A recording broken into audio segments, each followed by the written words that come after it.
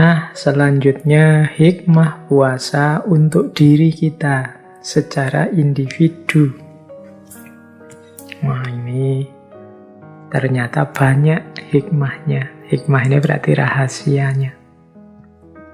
Puasa untuk diri kita sendiri ternyata punya rahasia, itu di catatan saya, kesehatan dan kekuatan fisik, kesehatan dan kekuatan mental, kesehatan dan kekuatan spiritual, juga kesehatan dan kekuatan bahkan sosial dan politik. Ini untuk diri kita ya, diri kita sendiri. Nah, yang pertama kesehatan dan kekuatan fisik. Wah, kalau ini teman-teman bisa googling. Hari ini banyak dokter-dokter ahli kesehatan yang berteori bagaimana manfaatnya puasa untuk kesehatan. Macam-macam. Misalnya, ada yang saya ingat begini, ada yang dokter menyatakan bahwa puasa itu secara signifikan bisa menurunkan tekanan darah, kolesterol, trigliserid, kemudian juga hal-hal yang berhubungan dengan ketegangan diri, ketegangan fisik. Nah, itu bisa turun dengan puasa. Teman-teman, kalau yang ini bisa merasakan sendirilah. Puasa itu ada yang bilang juga bisa mengurangi peradangan. Dan nanti bisa mencegah gangguan Alzheimer. Alzheimer itu pikun. Ada pula yang bilang puasa itu bisa melindungi kesehatan otak. Jadi meningkatkan pembentukan sel-sel saraf untuk meningkatkan fungsi kognitif kita. Dan mungkin segudang lagi yang lain manfaatnya puasa. Ini asror, hikmah atau rahasia di level medis. Kita mungkin tidak pernah berpikir sejauh itu. Kita mungkin ya puasa saja. Tapi di balik itu ternyata ada rahasia-rahasia medis. Jadi keuntungan untuk kita dari ranah kesehatan. Ini salah satu indikasi yang sering saya bilang bahwa Allah itu begitu sayang pada kita. Kalau memerintahkan sesuatu, selalu saja orientasinya bukan keinginannya Allah saja, tapi kepentingannya manusia. Apapun yang diperintahkan oleh Allah selalu punya rahasia. Di balik itu ada nilai penting, bahkan mungkin sangat penting untuk manusia. Seperti saya jelaskan tadi, ini baru dari sisi medis saja. Bagaimana puasa itu ternyata menjadi sumber kesehatan, banyak membantu kita untuk memperoleh kesehatan. Ini namanya asror. Saya bilang tadi level asror atau hikmah itu kita tidak ngerti ini atau tidak nyampe ke sini, pikiran kita tidak masalah. Kita dapatkan kesehatan tanpa sadar bahwa itu sebenarnya hasil dari puasa. Itu kan sering seperti ini, tapi tidak masalah seperti itu. Baik. Selanjutnya hikmahnya puasa dari level mental. Jadi puasa ternyata juga punya manfaat kesehatan mental. Paling mudah kelihatan itu dengan berpuasa orang dituntut mengendalikan dirinya, hawa nafsunya, hasrat ambisinya. Puasa itu kan makna harafiahnya sering disebut adalah al-imsak, menahan diri. Nah, menahan diri dari hal-hal yang dilarang oleh agama secara mental, seperti melampiaskan hawa nafsu tanpa batas, ambisi yang tak terkendali, iri, dengki, dan lain sebagainya. Ini kan kalau puasa harus kita kendalikan. efeknya secara mental juga positif.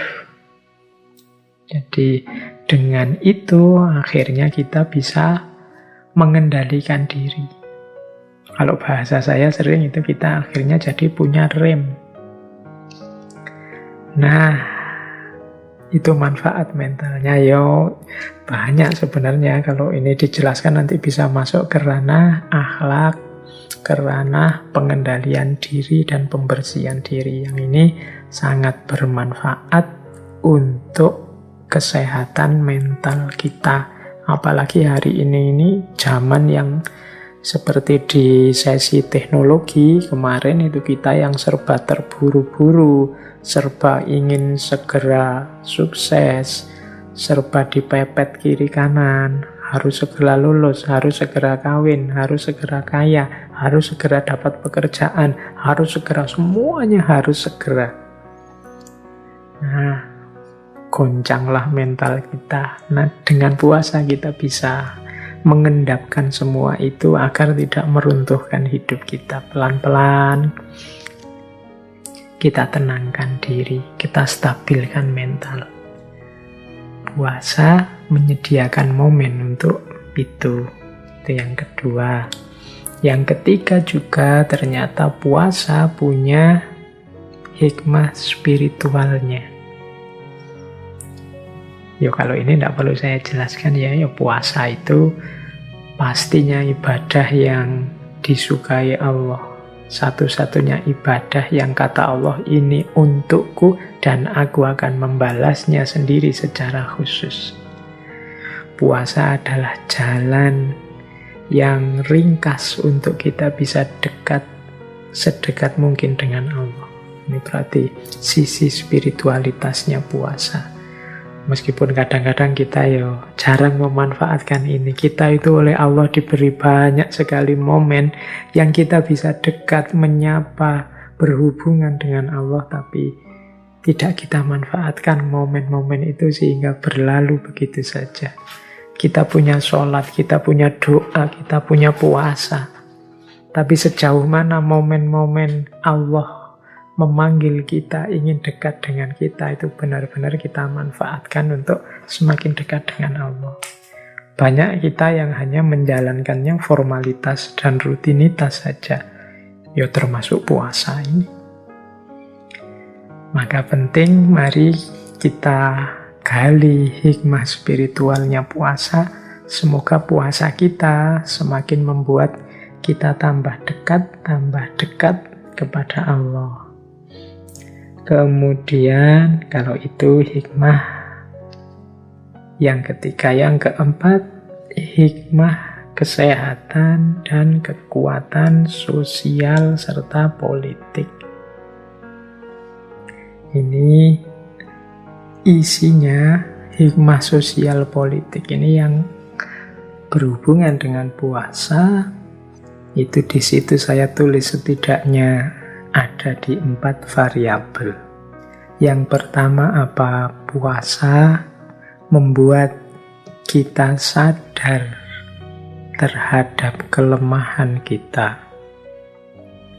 Kemudian yang kedua, membuat kita sadar bahwa kita ini dengan semua makhluk Allah yang lain ternyata setara. Khususnya dengan manusia yang lain, kita juga setara, tidak ada yang lebih tinggi, tidak ada yang lebih rendah. Kemudian juga kita sadar bahwa kita ini tidak bisa hidup sendiri. Kita ini saling membutuhkan dengan yang lain. Dan dari situ nanti muncul hikmah bahwa berarti harusnya kita bersama yang lain itu menghidupkan kasih sayang, saling mendukung, saling membantu. Ini menurut saya di antara hikmah sosialnya puasa itu. Dengan kita sadar bahwa kita ini lemah, ternyata saya itu tidak kuat. Misalnya puasa itu ditambah 2 jam saja bisa tambah puyeng aku, tambah teler aku. Kesadaran tentang betapa lemahnya diri. Kesadaran tentang kelemahan kita itu nantinya akan membuahkan kesadaran lanjutan bahwa yang lain kemungkinan juga begitu. Berarti orang-orang fakir miskin itu selama ini yang dirasakan. Ternyata aku tidak lebih hebat dibandingkan mereka. Aku yang selama ini merasa lebih tinggi, lebih jago dari mereka, ternyata tidak. Bahkan mungkin mereka lebih hebat. Betapa kuatnya mereka yang setiap hari menahan lapar, bahkan bisa berhari-hari.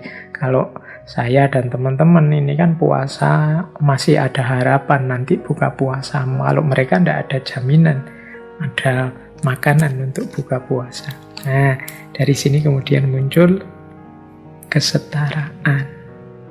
Jadi wawasan tentang aku dan manusia yang lain ini ternyata ya sama saja.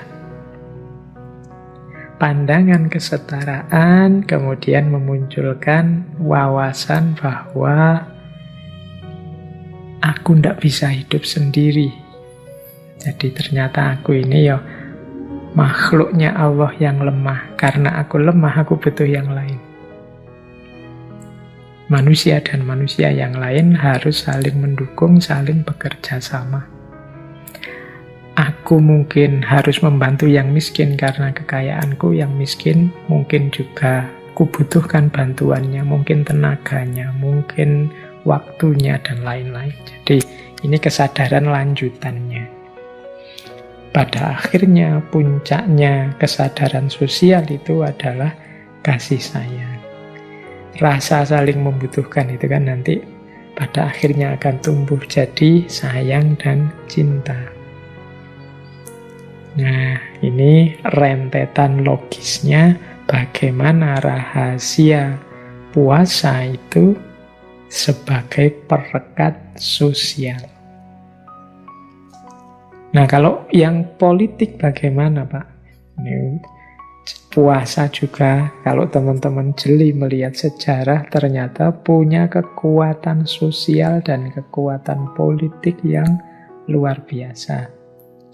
Contohnya politik misalnya, teman-teman mungkin masih ingat ya tokoh kita minggu lalu, Mahatma Gandhi. Malam hari ini mungkin sebentar kita bahas juga tentang beliau. Beliau juga punya pandangan khusus tentang puasa. Mahatma Gandhi ini yang dikenal dengan politik anti kekerasannya, beliau ini ketika berjuang melawan penjajahan penindasannya Inggris, strategi yang dilakukan itu puasa. Ada kisah beliau ini sampai puasa selama 21 hari. Ya 21 hari ya puasa. Kalau hari ini mungkin teman-teman menyebutnya mogok makan. Itu kan nama lain dari puasa sebenarnya.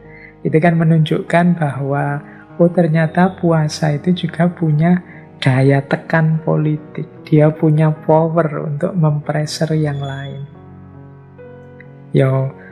Senjata ini digunakan karena mengasumsikan mereka yang sedang zalim, yang sedang menindas itu juga manusia. Diharapkan dia tersentuh hatinya melihat kita yang unjuk rasa dengan puasa dan mogok makan. Ini dilakukan zaman itu oleh Gandhi karena beliau tidak mau melawan dengan kekerasan. Dia melawannya dengan diam dan puasa. Ini perlu juga kita ambil pelajarannya. Ternyata puasa juga bisa seperti itu. Atau teman-teman mungkin masih ingat Sumpah Palapanya Gajah Mada. Isinya sumpah itu kan sebenarnya Gajah Mada akan puasa. Ada yang bilang puasa tidak makan kelapa, ada yang bilang puasa mutih. Karena puasa mutih itu nama lain dari ngalopo. Sumpahnya nanti dianggap sumpah, disebut sumpah palapa. Tapi intinya Gajah Mada tidak akan makan enak atau makan kelapa atau puasa mutih. Berarti puasa hanya makan putihan saja. Terus menerus sampai Nusantara bersatu di bawah Majapahit. Jadi sebelum menyatukan kerajaan-kerajaan di seputar Nusantara, beliau tidak akan makan.